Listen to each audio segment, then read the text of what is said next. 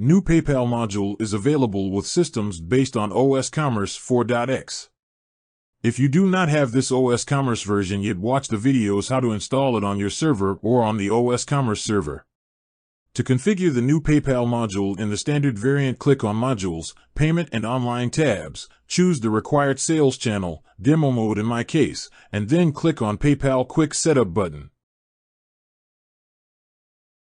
We assume you already have your PayPal account, so choose Yes, connect it. If you have your own REST API on hand and know how to set them up, choose this option or press the PayPal button by clicking on Continue to PayPal button to get data from PayPal automatically. You can also use PayPal Sandbox account. You could switch to Live account later. So let us choose these options. Log into your PayPal seller account. Allow PayPal to connect your account with osCommerce Sandbox. Agree and connect. This is the successful page, so go back to osCommerce Sandbox.